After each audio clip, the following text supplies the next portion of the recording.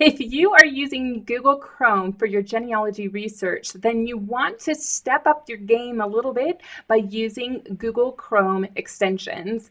Now, there are a number of extensions that I use in my genealogy research as well as my business, but I'm going to show you the ones that I think might benefit you in what you're doing.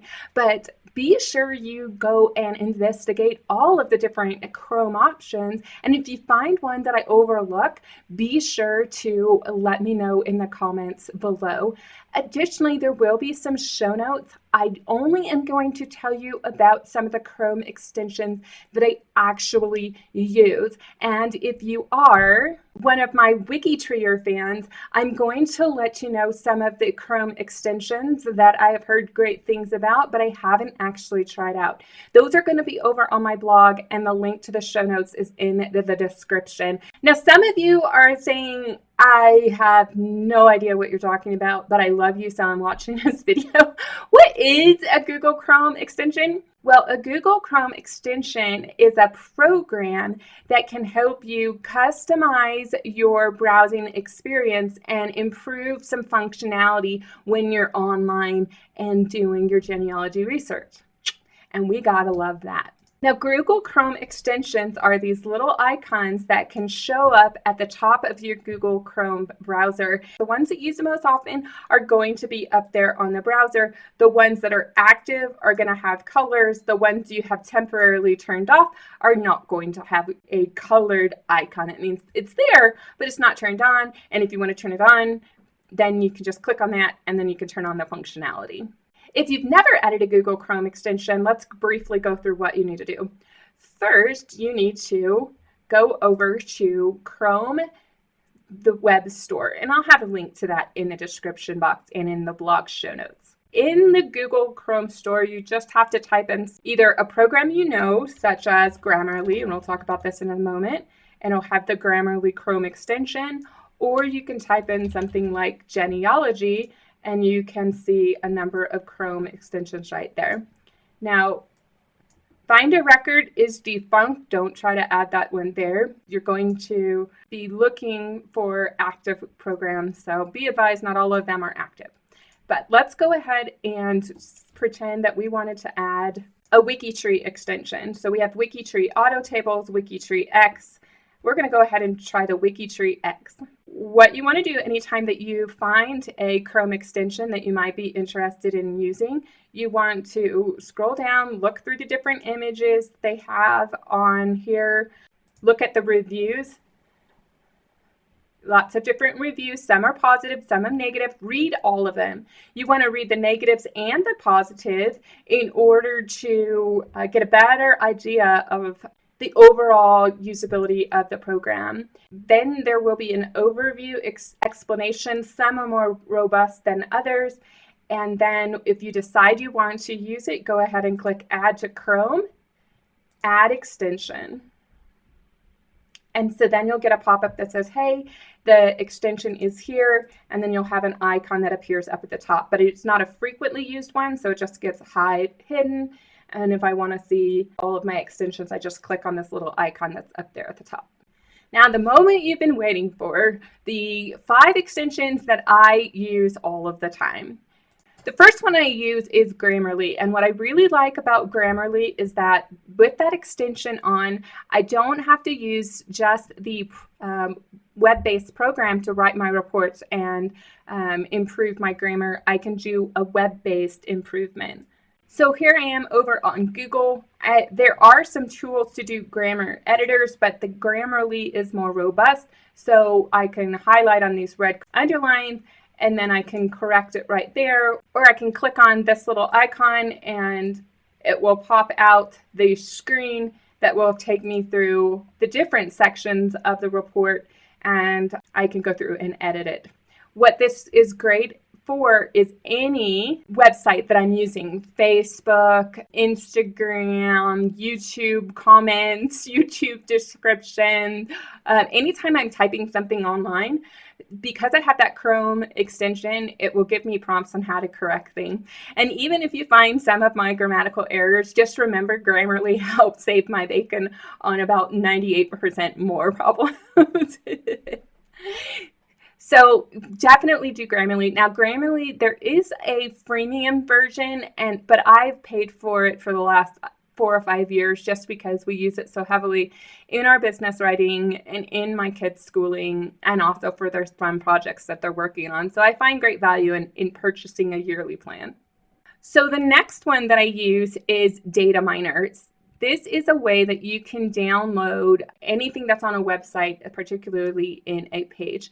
Now, if you're using the Dataminr to scrape the information from the Ancestry DNA match list, remember to check the link in the description below for the Ancestry table maker. It's a whole lot easier for the copy and paste. But I've used this for getting all the names of people who were in the 1850 census in Lycoming County, Pennsylvania, or maybe every person with the surname Townsend who was in Essex County, New Jersey, and I was able to find that information in a searchable table. Be sure to check out the link to the video about data mining, your research for more strategies on what you can use this extension for, and some projects that I have done and how to actually use it. If you made it this far in the video, I want to invite you to join our live streams. They happen every other Friday, and we have a newsletter that will send you a reminder so you don't forget which week it is. Sign up for that, join our live shows, ask your question, and participate in the fun journey of genealogy. Now, this next one, Andy has been doing some consultations with some people interested in doing a little bit more deep dive in their DNA research. And he has walked them through their research. What happened is that Andy can take control over that person's mouse and navigate to the different things, because a lot of times people can share their screen and they don't really know, what am I supposed to click? What am I supposed to click? Where am I supposed to go? And Andy can take control of their desktop and help them see the steps that he has trouble explaining. This is also handy if you go into a library or a remote location that has internet access, but you want to access your desktop from home. You can then use that and then take control of your desktop at home. So it has some purposes. Not everybody's going to think it's super safe, and so make sure that you read all the privacy settings and all of the reviews before you add it to your computer. But it is definitely something where if you're working with people and they're just getting frustrated, they don't know what you're talking about, and it would be great if you could just take control of their computer with their permission, because both of you have to download the extension onto your computer. Then you can remotely access each other's computer and take control over it in order to facilitate learning. Now, how many of you are using Pinterest in order to organize your genealogy research or keep track of the videos and the blogs and the reference material that you want to visit again and again? Well, if you have been using Pinterest, then you definitely want to get this extension, because right there at the top, you can have a pin extension icon. And if you get to a website that doesn't have a pin capability already for you, you just click this extension, and then that extension will turn the images that you want to save over to Pinterest into something you can actually save. So if somebody has a website that doesn't provide pinning capabilities, this is one of those workarounds that you'll definitely want to add to your extension toolbox. I do have a video about using Pinterest in your genealogy research. Guess where the information for that is going to be. Now, this extension, if you are watching lots of YouTube videos and you're like me and you click open the YouTube videos often, you'll see a whole lot of videos that you want to watch, and you open in each one in a new browser. One of the problems that you have is that the videos will often start playing before you can actually get to them. Well, this extension stops the automatic playing of videos when you open a new browser with that video.